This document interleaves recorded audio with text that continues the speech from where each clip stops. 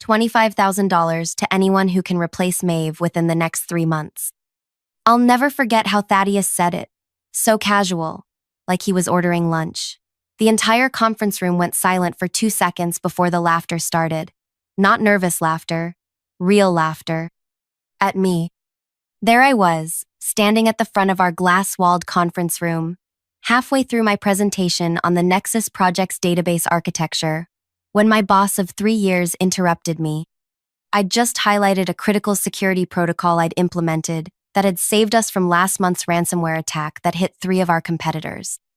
I'm serious, Thaddeus continued, leaning back in his chair at the head of the table, running his hand through that salt and pepper hair he was so proud of. 25 grand bonus to whoever can learn everything Maeve does and make her redundant. I'm tired of her acting like she's irreplaceable. I stood frozen, clicker in hand, staring at the faces of my colleagues, people I'd worked alongside for years.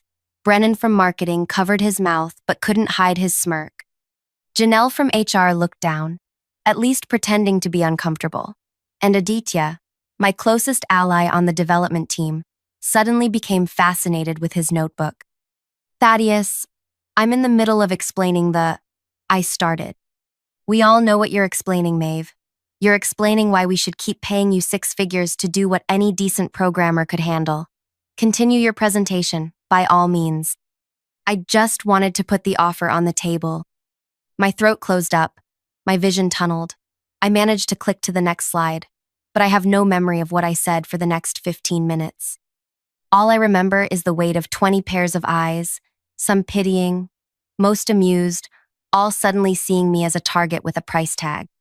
That was the day everything changed. That was the day I decided Thaddeus Kingston would regret ever saying my name. Hey, sorry. I get emotional talking about this still.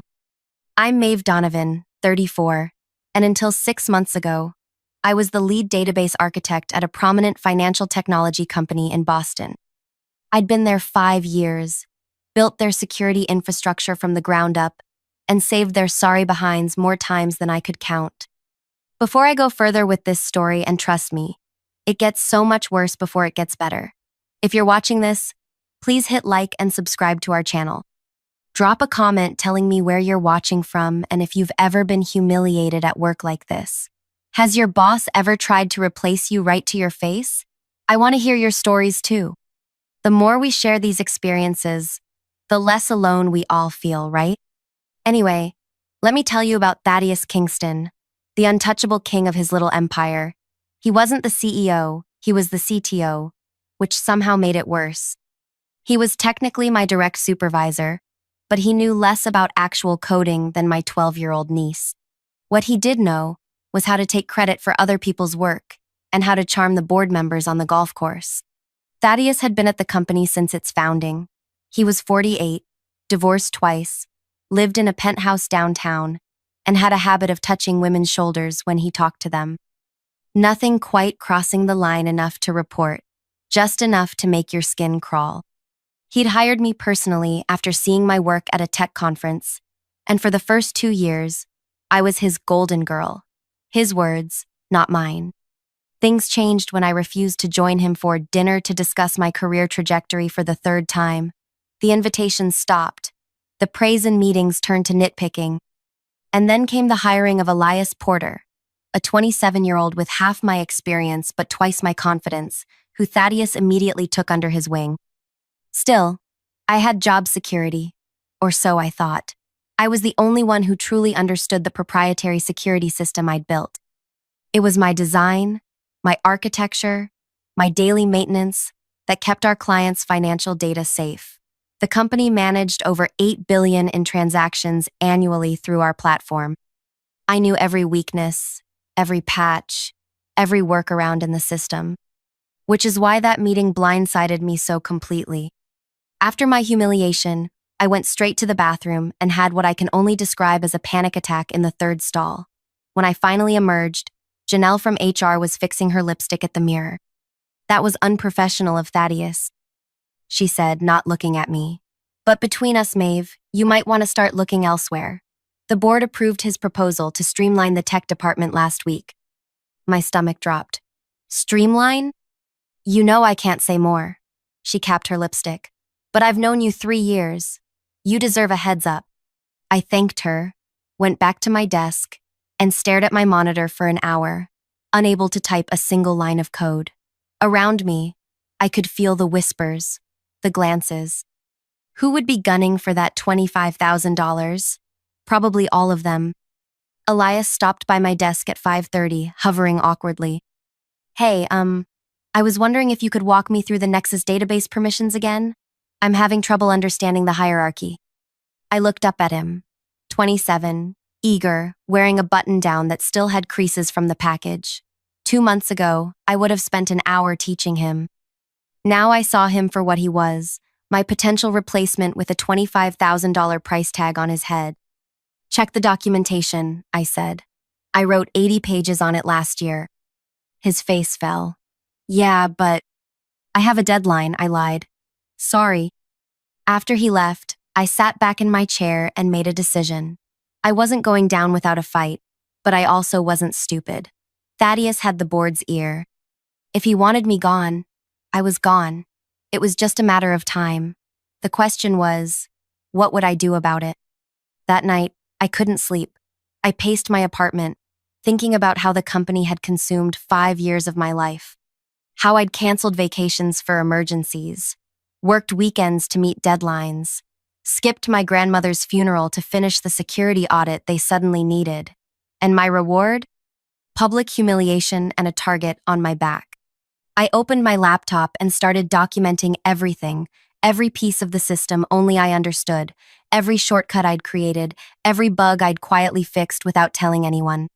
By morning, I had a 17-page document detailing exactly what would break if I disappeared. I also had a plan. The next day, I walked into the office with a smile. I stopped by Elias's desk. Hey, about yesterday, I'm sorry. I was upset about the meeting. If you still want help understanding the permission system, I can walk you through it. His face lit up. Really? That would be amazing. For the next 2 weeks, I became the most helpful, most transparent team member imaginable. I held informal training sessions. I updated documentation. I offered to do code reviews for junior developers. Everyone was confused by my sudden team spirit, but no one questioned it. They just thought I was trying to prove my worth. What I was actually doing was much more calculated. See, there's a difference between documenting a system and actually understanding it. I could write down every step of a process, but without the context. Without knowing why each step matters, the documentation is just words on a page. So while I appeared to be sharing everything, I was carefully omitting the context, the connections, the why behind the how. I also started making subtle changes to the code base. Nothing malicious, nothing that would cause immediate problems. Just small tweaks that would make perfect sense to me but would be confusing to anyone trying to reverse engineer my work. A variable name here, a comment there, breadcrumbs that led nowhere. Meanwhile, I was watching Thaddeus. He was already grooming Elias to take my place extra meetings, lunches out of the office, the same shoulder touches he used to give me. Poor kid thought he was special. I almost felt sorry for him. 3 weeks after the meeting, Thaddeus called me into his office. His corner space had floor-to-ceiling windows overlooking the harbor, a desk that cost more than my car, and not a single family photo, just awards and a model of his boat. Maeve, he said, not looking up from his monitor as I sat down, I've noticed your renewed enthusiasm. Just doing my job, I said pleasantly. He finally looked at me, those cold blue eyes narrowing slightly. Elias tells me you've been very helpful. He's eager to learn. I respect that. Thaddeus leaned back, studying me. Let's be direct with each other. You know the company is evolving. The board wants more efficiency, less reliance on individual contributors. You mean they want cheaper labor that's easier to control? I said, still smiling. His jaw tightened. I'm offering you a dignified exit. 6 months severance if you train your replacement, specifically Elias, and leave quietly. There it was, my suspicions confirmed. And if I don't? Then you force my hand into documenting performance issues, which would result in termination without severance. He shrugged. Your choice, but I thought you'd appreciate the courtesy of options. I took a deep breath. When would this transition begin? Immediately. The Nexus project launches in 3 months. We need Elias fully up to speed by then. The Nexus project. The company's biggest initiative to date. A complete overhaul of our platform that would handle direct integration with 3 major financial institutions. $8 million in development costs already, with projected annual revenue of $30 million. My database architecture was the foundation of the entire project. I see, I said quietly. And the $25,000 bonus? Is that still on the table for Elias? Thaddeus smiled thinly. Concerned about your replacement's compensation? Just curious about how much I'm worth to replace. He looked back at his screen, dismissing me. I'll have HR prepare the severance agreement. In the meantime, I expect your full cooperation with Elias. I stood up. Of course. Anything for the company. As I turned to leave, he added, And Maeve? This stays between us until the transition is complete. I don't want the team distracted. Translation. He didn't want anyone knowing he was forcing me out until it was too late for me to gather allies. Understood, I said, and walked out, my mind racing with the next phase of my plan. That afternoon, I approached Elias. How about I show you the core Nexus architecture tomorrow? The parts that aren't in the documentation yet. His eyes widened. That would be incredible. Thank you, Maeve. Don't thank me, I said. We're a team, right? The next day, I began Elias's special training. I showed him a modified version of the database structure, one that looked correct on the surface but had subtle, critical differences. I introduced complexities that didn't need to be there.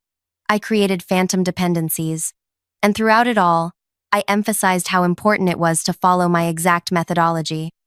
The system is delicate, I told him. One wrong query and you could corrupt the entire financial ledger. He took frantic notes, nodding seriously, never questioning why things were built the way I described. Meanwhile, I was documenting everything differently in the official repository, creating a discrepancy between what I was telling Elias and what was in the system documentation. Aditya, my old ally who had abandoned me in the meeting, caught me after one of these sessions. What are you doing? He asked quietly as we waited for the elevator. Training my replacement, apparently, I said. He glanced around to make sure we were alone. I've reviewed your recent commits. The documentation doesn't match what I've heard you telling Elias. I met his eyes. Maybe you misheard. The elevator arrived and we stepped in. Maeve, if you're setting him up to fail. I'm doing exactly what Thaddeus asked, I interrupted, making myself replaceable. Aditya looked troubled. The Nexus launch can't afford mistakes. There's too much riding on it.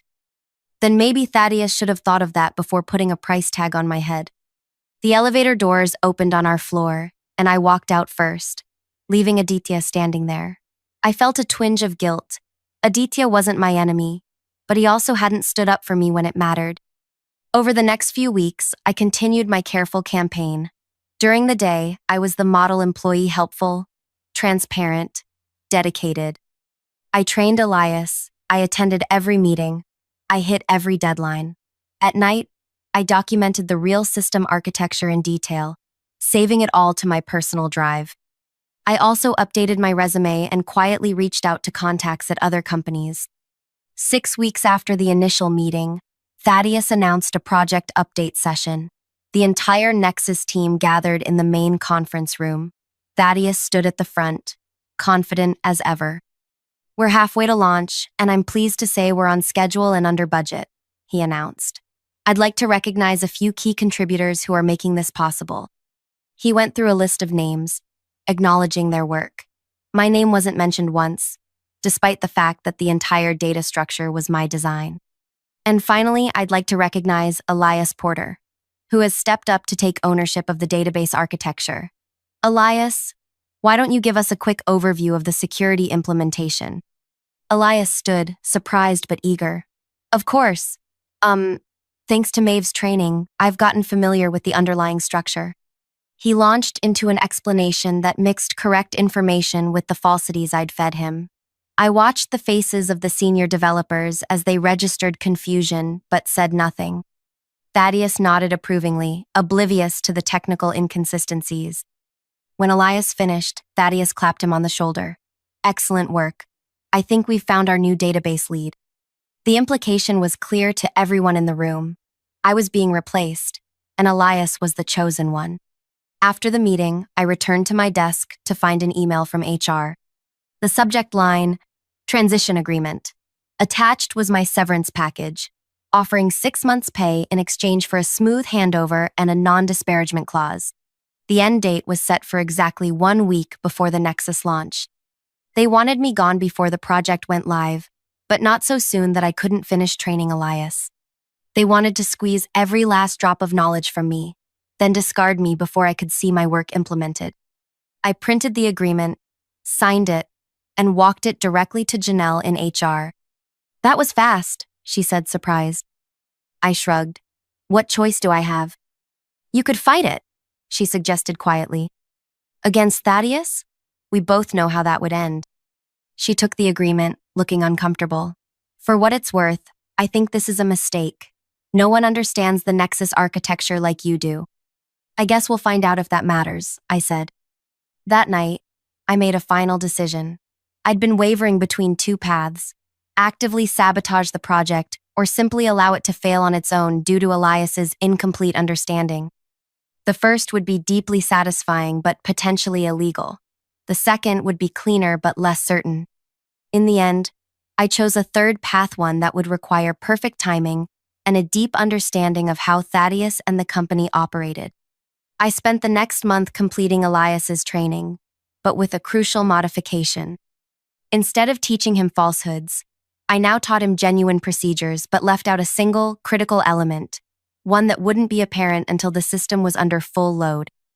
One that I alone understood because I'd built it specifically to address a vulnerability I'd discovered last year. 2 weeks before my scheduled departure, I requested a meeting with Thaddeus. He seemed annoyed by the interruption to his day. What is it, Maeve? I have a board call in 20 minutes. I want to discuss my role in the Nexus launch, I said. He sighed. We've been over this. Your transition ends the week before launch. Elias will handle any issues that arise. That's actually what I wanted to talk about. There's a particular load balancing issue that only appears under stress. If the system gets hit with too many simultaneous transactions— Maeve, Thaddeus interrupted, holding up his hand. We've spent millions developing this system. The team has run every possible stress test. If there were load balancing issues, they would have surfaced. Not this one, I insisted. It only appears when the transaction volume exceeds 10,000 per minute with parallel authentication requests. Our test environment can't simulate that kind of traffic. He checked his watch impatiently. Write up your concerns and send them to Elias. That's his department now. I've tried. He doesn't understand the— Then explain it better, Thaddeus snapped. That's what we're paying you for, isn't it? For these final 2 weeks, anyway. I took a deep breath. What if I stayed through the launch? Just as a precaution. No extra pay, just to ensure everything goes smoothly. Thaddeus leaned back, studying me with those calculating eyes. Now, why would you offer that, after all this unpleasantness? Because despite everything, I don't want to see 5 years of my work crash and burn. He actually laughed. Your concern is noted but unnecessary. Elias has assured me he's fully comfortable with the system now. Elias doesn't know what he doesn't know, I said quietly. That will be all, Maeve. He turned back to his monitor, dismissing me. I stood up slowly. For the record, I tried to warn you. He didn't even look up. I walked out of his office feeling a strange mix of emotions. Anger, certainly, but also an odd sense of calm. I'd given him a chance to avoid what was coming. He'd made his choice. The next 2 weeks passed in a blur. I completed all my transition documentation, handed over access credentials, and trained Elias on every aspect of the system, except the one critical component I'd mentioned to Thaddeus. No one asked about it again. No one seemed concerned. On my last day, there was no party, no card passed around for signatures. Janelle from HR met me at 4:30 to collect my badge and laptop. A few team members stopped by awkwardly to say goodbye. Aditya lingered the longest. This isn't right, he said quietly. The way they're pushing you out. I shrugged, packing the few personal items from my desk. Companies replace people all the time. Not people like you, he hesitated. Maeve, about the Nexus architecture. There's something not adding up in the documentation. The transaction verification pathway seems incomplete. I met his eyes. I guess Elias will have to figure that out.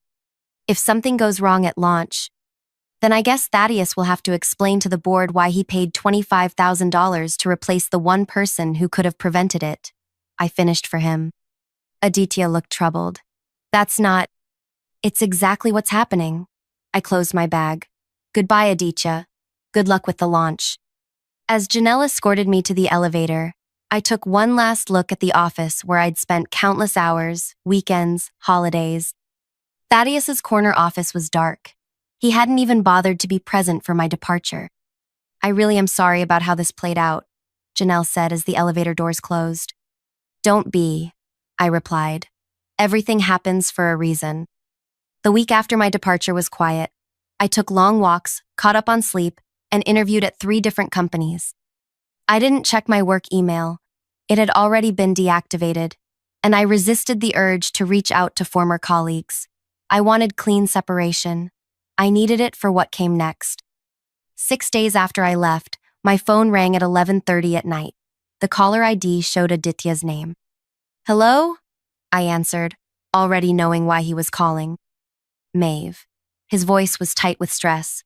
We have a problem with Nexus. A big one.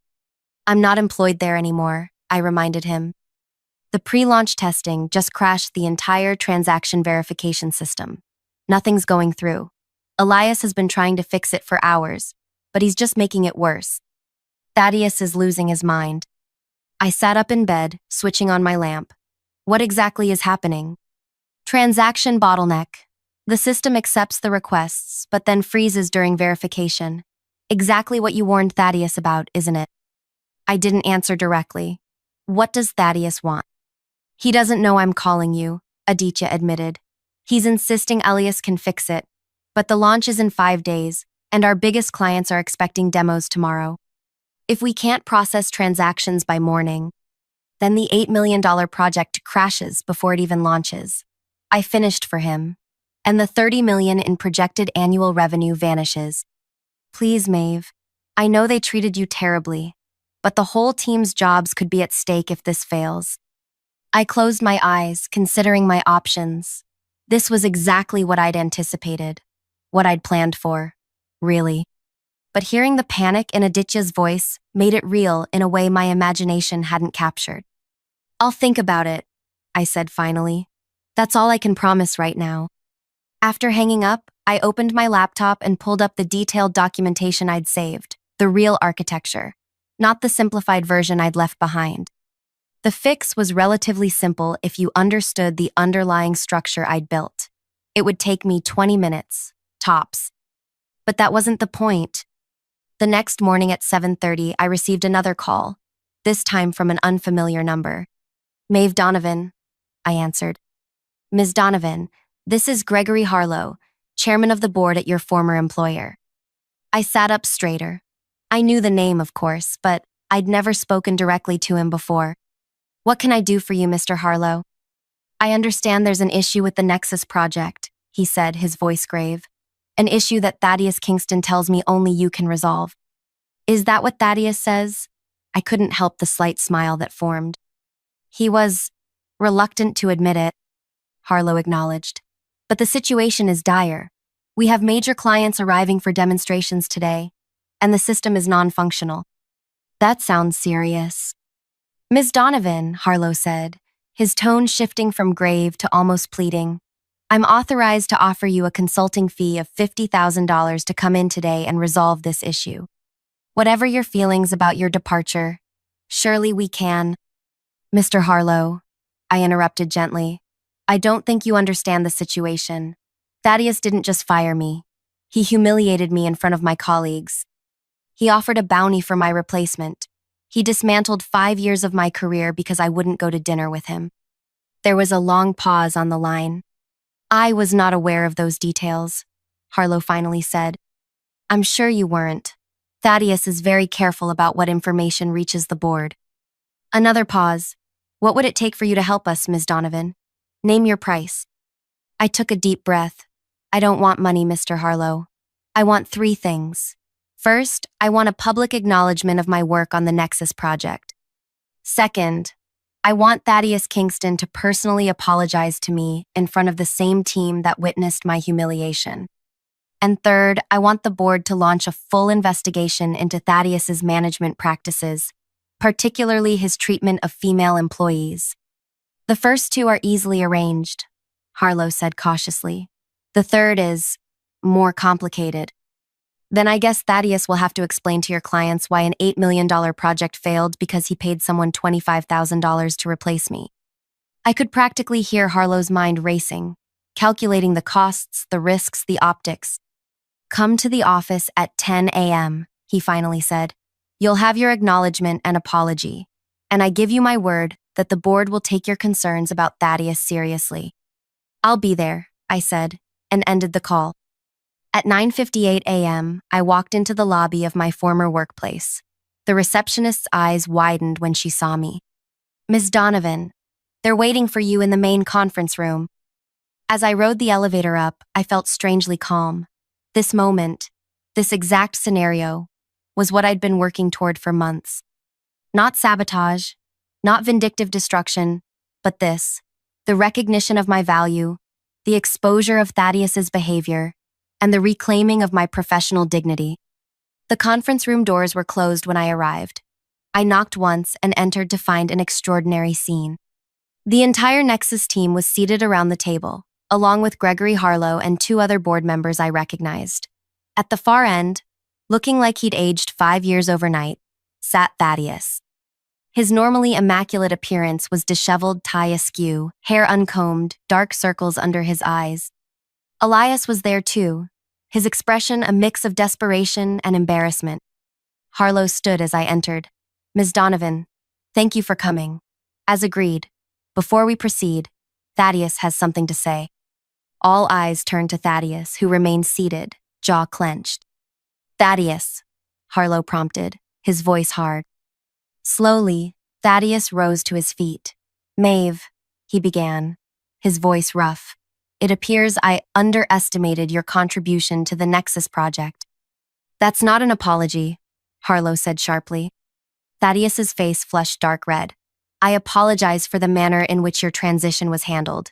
It was unprofessional of me. I looked around the room, meeting the eyes of each team member who had laughed that day, who had coveted the bounty on my position, who had stayed silent as I was pushed out. Thank you, Thaddeus. But that's not quite accurate, is it? I said quietly. You didn't handle my transition unprofessionally. You deliberately humiliated me in this very room by placing a $25,000 bounty on my job.